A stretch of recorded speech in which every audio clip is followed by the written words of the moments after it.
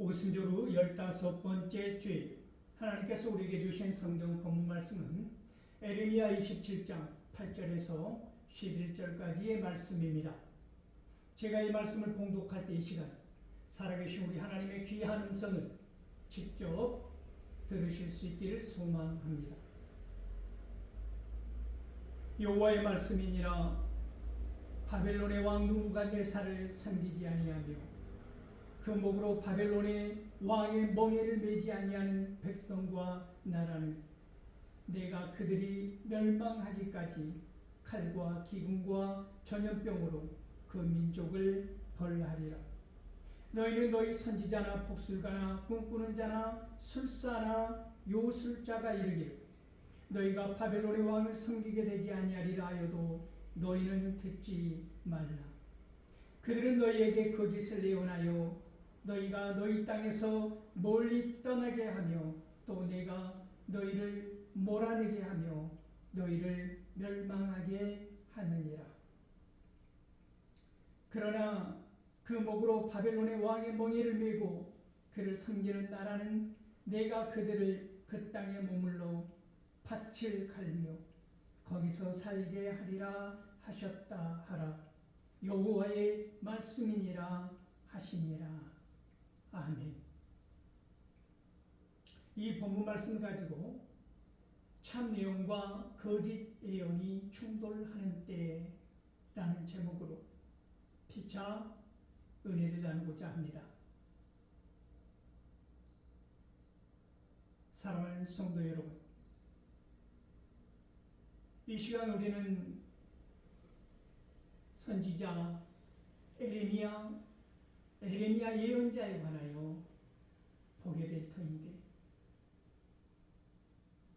그는 요아스, 여호아하스, 여호야김, 그리고 시드기야 왕에 이르기까지 그 시대의 백성들을 상대했던 예언자입니다. 무려 5왕을 걸쳐서 말입니다.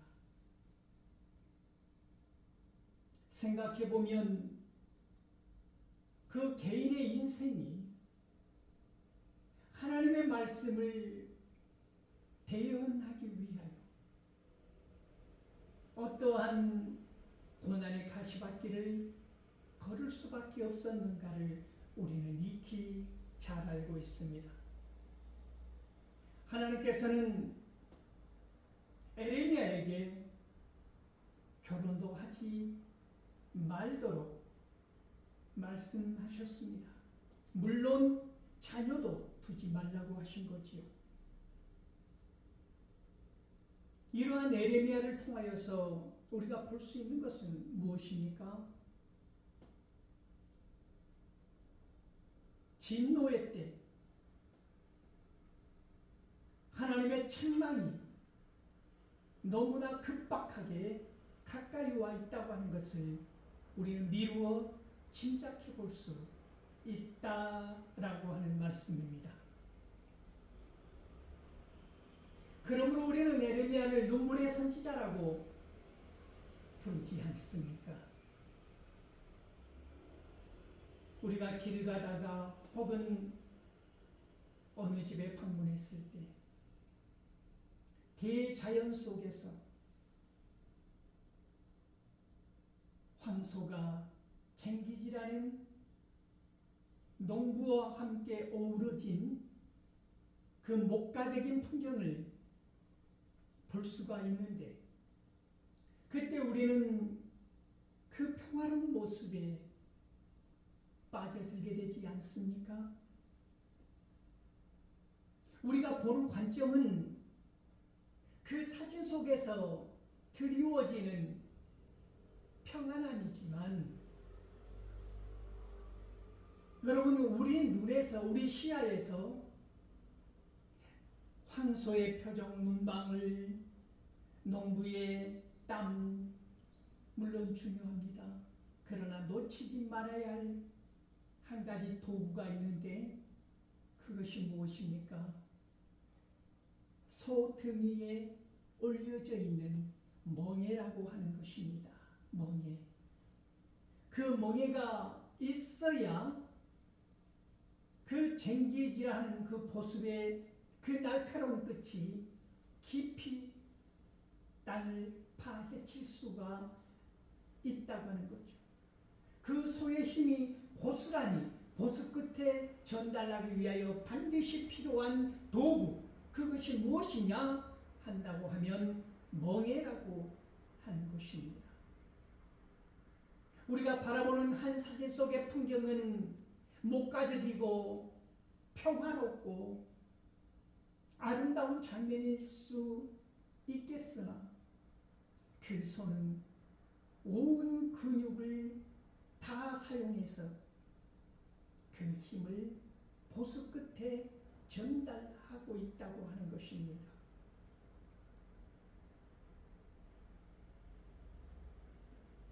말씀의 무게가 내 등에 때로는 멍에처럼 올려져 있을 때 그 말씀의 능력이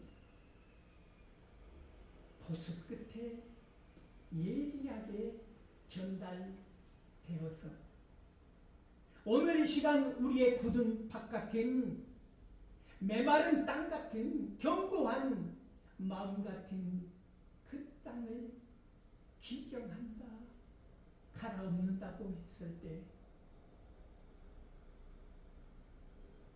우리가 거부할 수 없는 것은 그 멍에 아닙니까?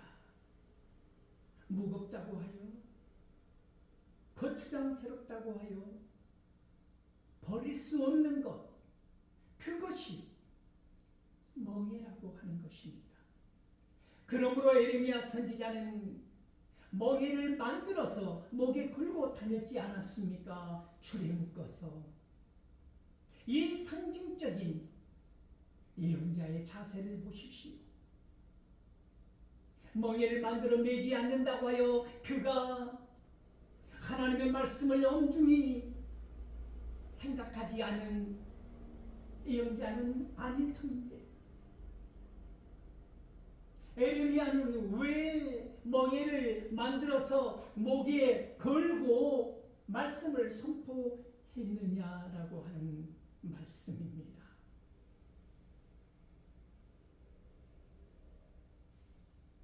하나님의 말씀은 예레미야가 전달해야 하는, 전해야 하는, 선포해야 하는 이 말씀은 소 목 위에 얹혀져 있는 멍에보다도 무거운 짐이었지만 반드시 그 땅을 갈아엎기 위하여 필요한 도구라고 하는 것입니다. 온갖 죄악에 물들어져 있는 이 백성들을 향하여 말씀을 전한다고 하는 것이 마치 멍에를 메고 쟁기질하는 소와 같은 심정이다라고 하는 것이지요. 때로는 말씀이 고난일 때, 때로는 감당할 수 없는 고통으로 와 닿을 때, 여러분이 멍에를 버리고 풀밭으로 뛰쳐 도망가는 소처럼 세상 모르고 깡충깡충 뛰어다니는 소들도 또한 우리는 볼 수 있는 시대 아닙니까? 에레미야가 만들어 목 위에 걸고 다녀야 했던 이 멍에는 무엇을 의미합니까? 그토록 지금 하나님께서 주신 말씀이 엄중하고 어렵다라고 하는 것이죠.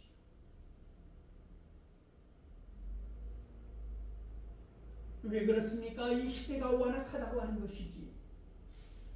하나님께서 이 나라를, 이 민족을 멸망시키고자 작정하시는 때라고 하는 것입니다. 그때에 에레미야 입을 통하여 하나님이 하시고자 하는 말씀은 놀랍도록 상처이고 받아들이기 쉽지 않은 하나님의 말씀을 올바로 선포한다고 하여서 목숨이 위태로운 그런 지경에까지 몇 번이고 몰려야 하는 그런 상황이라고 하는 것입니다. 죄와 가운데 그 잘못을 회개하지 아니하고 점점 더 죄의 가중한 속도를 이기지 못하였던 이스라엘이 BC 722년에 아수르라는 거대한 나라에 멸망당하지 않습니까? 하나님은 그러한 북이스라엘을 책망하시기 위하여 아수르라는 나라를 도구로 사용하신 것입니다. 남유다는 죄가 없어서 멸망하지 않는 게 아닙니다. 하나님께서 주신 그 기회를 남유다 또한 몇 번이고 배반하지 않았습니까? 지혜롭다고 하는 솔로몬 왕의 시대에 이스라엘은 남과 북으로, 북이스라엘과 남유다로 갈라지지 않았습니까? 이 남유다마저 BC 586년에 하나님께서 들어쓰시는 나라 바벨론이라고 하는 그 나라에 의해서 멸망당하였다고 하는 것입니다. 북이스라엘을 멸망시킨 아수르를 이 바벨론이 점령하지 않았습니까? 이 무시무시한 바벨론에 의하여 남유다의 백성들은 어떻게 된 것입니까? 무려 70년이라고 하는 포로 생활을 겪어야 했다는 말씀입니다. 영원할 것 같은 이 바벨론의 말발굽 소리, 그 소리를 선지자들에게 하나님은 말씀하십니다. 이 또한 때가 있다라고 하는 것이지요. 바벨론의 때가 영원하지 않다. 이것은 잠시 잠깐 너희들의 죄악이 너무나 팽창하고 가중되어서 내가 치는 것이다. 메대와 바사라는 연합국으로 말미암아 이 바벨론을 쓰러뜨리지 않으셨습니까? 그리고 놀랍게도 하나님께서는 바사왕 고레스를 세워주신 것입니다. 그 이방 땅에서 70년 동안 포로 생활을 했던 그들을 이 고레스가 돌려보내지 않았습니까? 이 메대와 바사 또한 영원하지 않았다고 하는 것입니다. 하나님의 절대 주권 속에 들어있는 이 인간의 역사라고 하는 것이 영원할 것 같아도 하나님은 그때그때 이른 비와 늦은 비를 주시는 것처럼 간섭하신다고 하는 것이지요. 메대와 바사 또한 마게도니아에 의해서 멸망당하지 않았습니까? 그런데 놀랍게 하나님께서는 로마라는 나라를 들어 쓰셔서 마게도니아를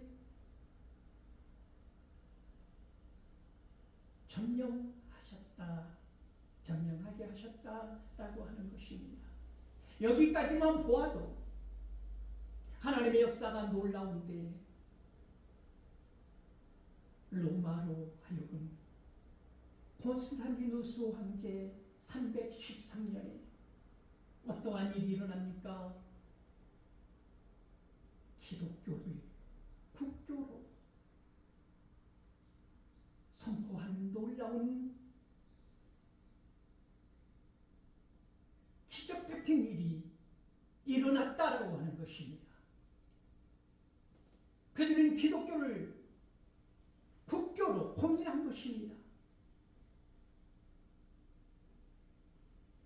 오래동안 역사의 소용돌이 속에서 오늘 에레미야가 선포한 말씀을 보면 그가 왜 멍에를 지고 줄로 묶어서 멍에를 지고 예언할 수밖에 없었는가? 우리는 그것을 이 시간 들여다보고자 합니다. 이 유다가 멸망할 것이라고 하는 말씀 아닙니까? 에레미야는 바벨론의 왕 느부갓네살의 권세 아래 항복하고 무릎을 꿇어야 한다고 말한 것입니다. 그때까지 너무나 많은 죄악이 쌓이고 쌓여있는 때이기 때문에 하나님께서는 이 회개하지 않은 민족, 이 돌아오지 않은 백성들을 향하여 바벨론이라고 하는 나라를 들어 쓰신다고 하는 것입니다. 하나님의 뜻이라고 하는 것이지요. 이 절대 주권하에 들어가 있는 하나님의 시간이라고 하는 것입니다. 그러므로 꿈꾸는 자나 선지자나 술사나 요술사나 어떠한 거짓 예언자들의 말도 너희는 듣지 말라라고 엄중한 명령을 하셨음에도 불구하고 시드기야는 어떠합니까? 이러한 우상들, 이방의 신들, 그들의 목소리에 귀를 기울이고 인간의 생각으로 이 난국을 타개할 방법을 모색하는 것입니다.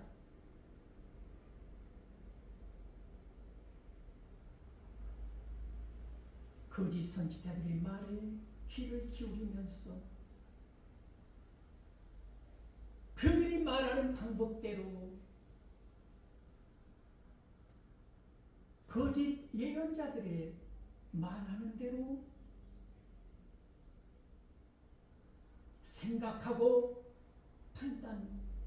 판단하였다라고 하는 것이지요. 그러므로 비참한 결과를 맞이하게 되지 않았습니까?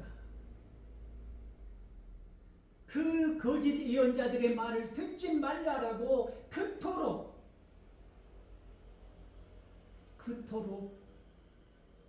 에레미야는 하나님의 말씀을 전했건만 그들은 왜 거짓 예언자들의 말에 솔깃하였을까요? 에레미야는 예언합니다. 바벨론의 느부갓네살 왕이 쳐들어와서 우리를 점령하게 될 때 그때 우리는 항복해야 한다고 말입니다. 어느 민족 어느 나라 백성들이 이 말을 쉽게 받아들일 수 있겠습니까? 오늘 이 시대를 돌아보아도 우리는 이러한 잘못으로 이러한 죄로 우리는 벌을 받게 될 것인데 하나님께서 이러이러한 나라를 들어 쓰셔서 우리를 침략하게 될 것이다.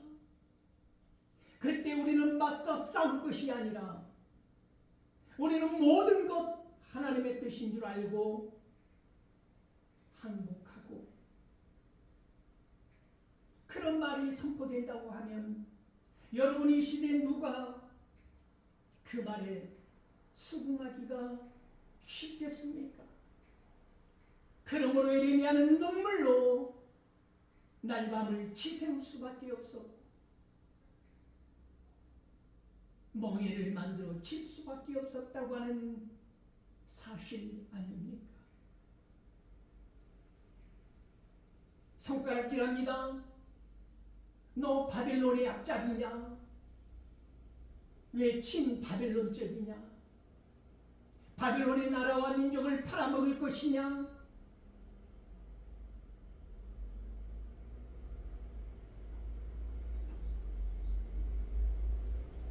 그런데 거짓 예언자들은 그렇게 말하지 않습니다. 그들은 하나님의 뜻을, 하나님의 말씀을, 하나님의 계획을 모르기 때문에, 듣지 못하였기 때문에 그들은 바벨론이 쳐들어오지 않는다. 바벨론의 느부갓네살 왕은 망한다. 우리는 평화를 누릴 것이고, 어떤 민족이 이 유다를 침략한다고 하는 것이냐? 말도 안 된다. 그들이 우리 선물을 빼앗아갔던 그것도 2년 후에 반드시 다시 다 돌아오게 될 것이다. 구체적인 숫자 2년을 들먹이면서까지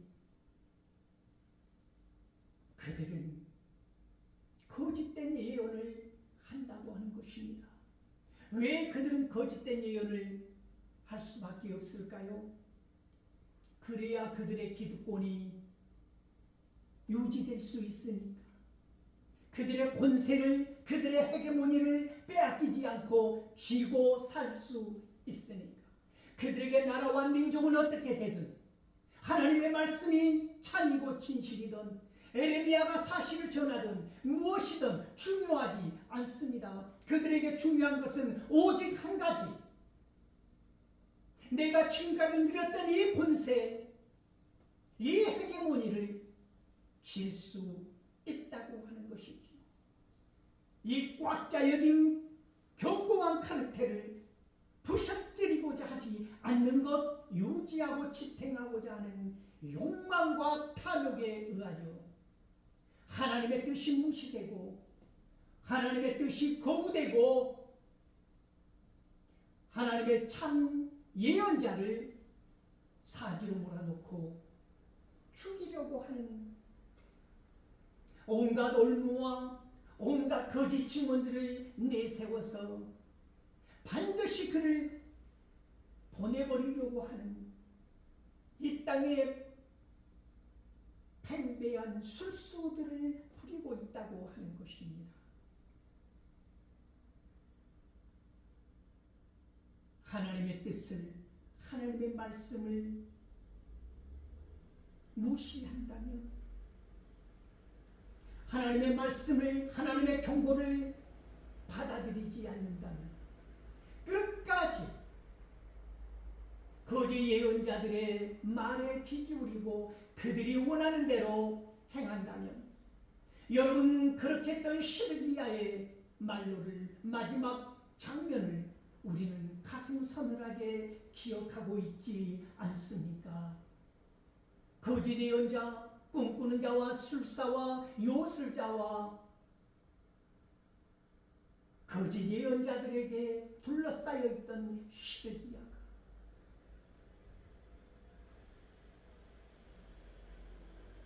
열왕기하 25장 7절 말씀을 보면, 느부갓네살 왕에게 사로잡힌 이 시드기야 앞에서 이 시드기의 아들들을 다 죽이지 않았습니까? 시드기야가 이 땅에 보는 마지막 장면, 그것이 자기 아들들의 죽음이라고 하는 것입니다. 그런데 자식들의 죽음을 온 눈동자에 새겨넣은 깊숙이 간직한 이 아버지의 눈을 어떻게 합니까? 두 눈을 빼버리지 않습니까? 시드기야가 본 것은 그 마지막 장면, 눈에 넣어도 아프지 않을 자식들의 죽음 아닙니까? 그 눈마저 빼버리고 쇠사슬로 온몸을 묶고 그를 포로로 끌고 가지 않았습니까?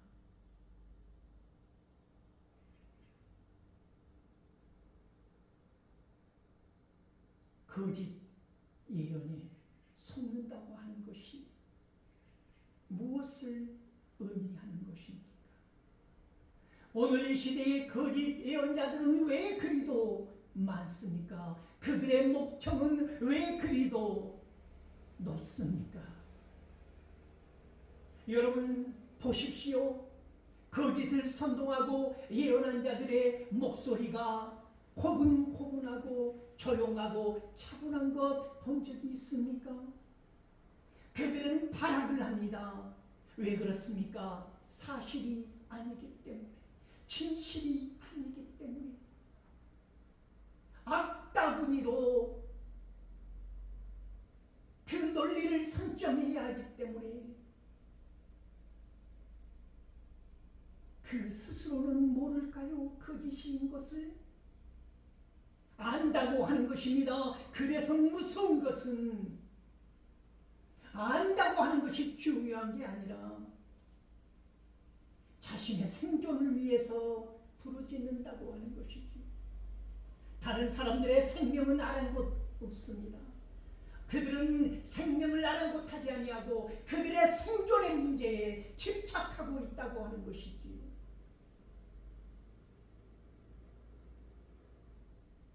그래서 전달하는 메시지, 하나님을 빙자하는, 하나님께서 말씀하셨다고 하는 이 말씀을 동일하게 거짓 예언자들도 사용한다고 하는 것입니다. 여호와 하나님께서 말씀하셨다라고 하는 이 말씀을 말입니다. 이것을 마치 도구처럼, 이게 말씀 전달 도구라고 하는데, 말씀 전달 언어, 메신저 포뮬러, 이것이 동일하다고 하는 것이지요. 그러니까 분별하기가 쉽지 않을지도 모릅니다. 거짓의 예언자들도 이것이 하나님의 말씀이다, 하나님이 말씀하셨다라고 겁없이 뻔뻔스럽게 전한다고 하는 것이지요.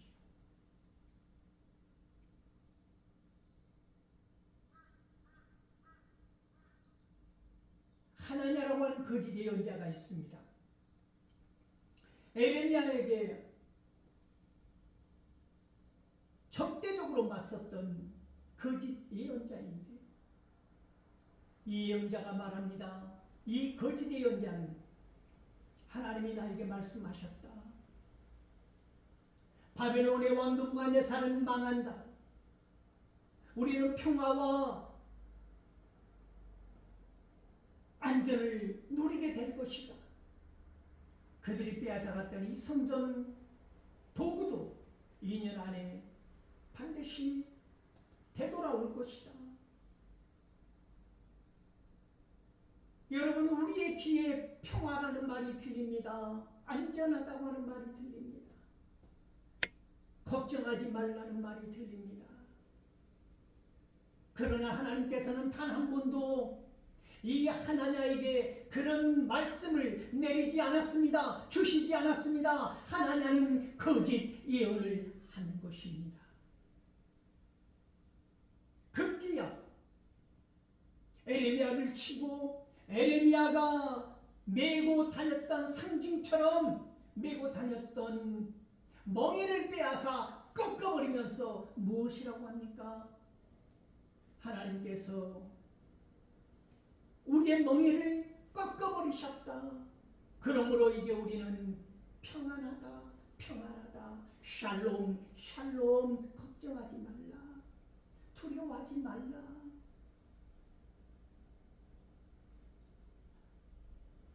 여러분, 생각해 보십시오. 바벨론의 왕 느부갓네살이 쳐들어왔어. 우리는 항복해야만이 살 길이다. 그렇지 아니하면 칼과 기근과 전염병으로 더 큰 고난을 당하게 될 것이다 라고 하는 예언과, 두려워하지 말라, 걱정하지 말라, 괜찮다, 괜찮다, 샬롬, 샬롬. 여러분, 어느 예언에 솔깃해질까요? 그러면 우리는 참 예언과 거짓 예언을 어떻게 분별할 수 있을까요? 그 분별력은 어떻게 올까요? 어느 시대나 막론하고 참 예언자와 거짓 예언자가 들끓는 시대 아닙니까? 오늘이라고 뭐 별다른 일이 있습니까? 똑같지 않습니까? 거짓 예언자들의 말을 들어보십시오. 거짓말로 선포되는 그 사람들의 말을 들어보십시오. 마치 진실인 것처럼, 마치 고퀄이 될 것처럼 선동하지 않습니까? 미혹한 자들을 향하여 점쟁이처럼, 무당처럼, 술사들처럼, 요술자처럼, 꿈꾸는 자들처럼, 미망에 사로잡힌 자들처럼 그렇게 선포하고 있지 않습니까? 어느 시대나 하나님의 음성을 선명하게 받아 전하는 예언자가 있고, 어느 시대나 하나님의 음성을 듣지도 않았으면서 듣는 것처럼 오히려 하나님의 음성을 듣는 사람보다도 더 단호한 목소리로 부르짖는 그런 시대가 되지 않습니까?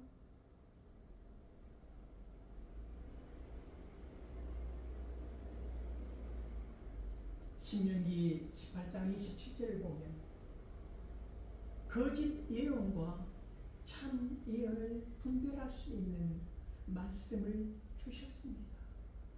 무슨 말씀입니까? 이것이 하나님의 말씀인가? 하나님의 뜻과 계획을 주신 것인가? 물어볼 수가 있지 않습니까? 이럴 때 그 하나님의 말씀이라고 대언하는 사람에게 그 말씀에 대하여 증언과 성취가 있는가 보라. 하나님의 말씀은 반드시 증명되고 경험되기 때문입니다. 그리고 이루어지는 성취가 있기 때문입니다. 하나님의 말씀의 빈말이 아니기 때문입니다. 반드시 하나님은 말씀하시고 이루시는 하나님이시기 때문입니다. 오늘날 오늘 이 시대에 여러분은 어떤 음성을 듣고 사십니까? 성령 충만함으로 하나님께서 하신 말씀을 들으십니까? 하나님의 놀라운 계시가 내 안에서 선하고 아름답게 해석되십니까? 점쟁이들과 무당과 술사들을 향하여 열려있는 귀가 아닙니까? 우리는 어떻게 이 시대를 선포할 수